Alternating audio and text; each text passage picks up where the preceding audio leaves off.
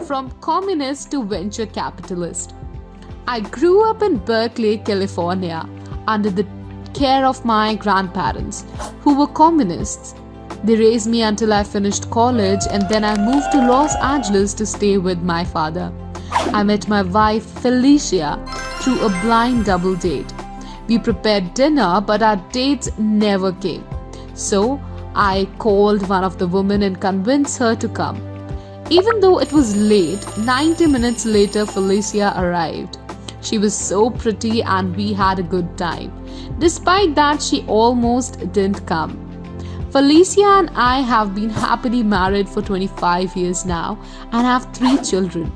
While I was working as an engineer at Silicon Graphics, I met Rosalie Ronaro.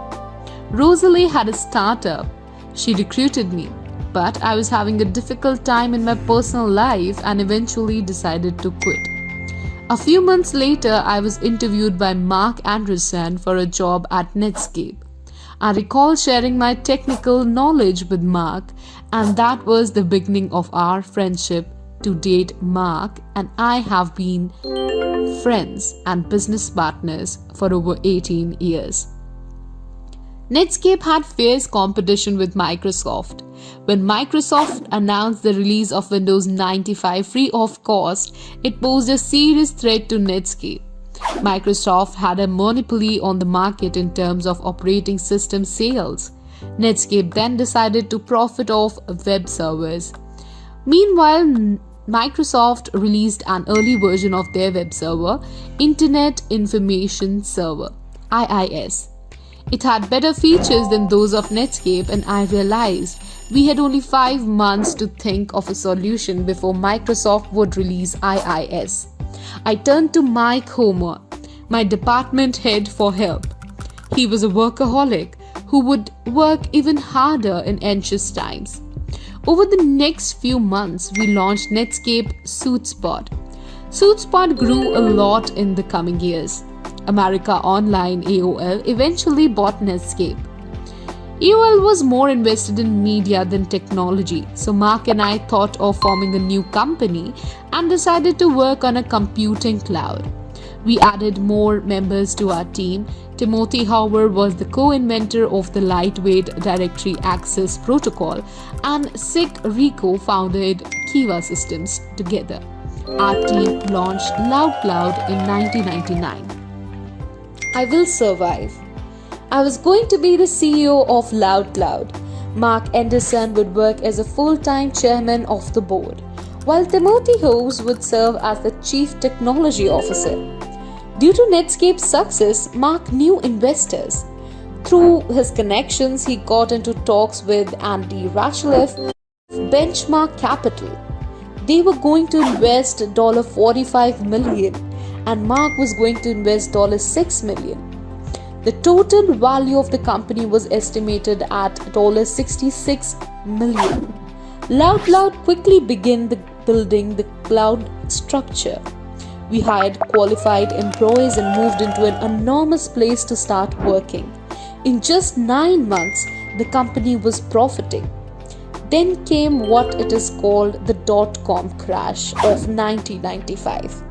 A stock market bubble caused massive speculation in internet-based activities and caused panic, resulting in a stock market crash.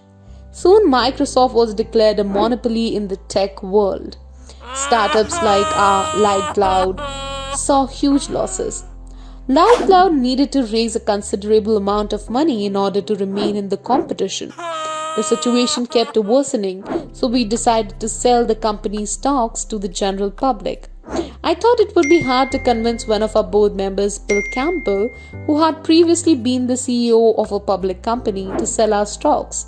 But eventually he agreed, and the LoudCloud decided to go public. The reputation of LoudCloud in general public was inaccurate. The press repeatedly reported about our company's losses. So, we decided to reverse split stock.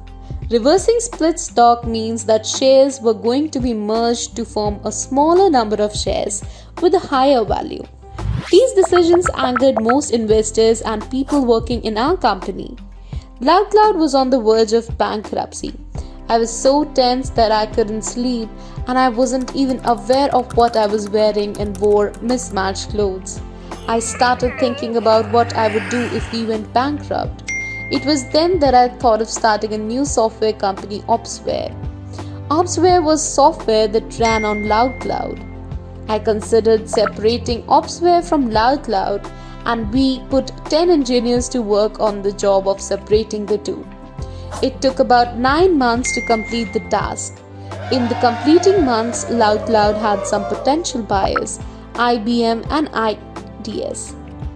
Finally, an agreement was made, and EDS was bought LoudCloud for $63.5 million. My team and I continued to own Opsware and started an independent software company. These decisions helped our company, but we did have to let go of some employees or send them to EDS as a part of the sales of the company.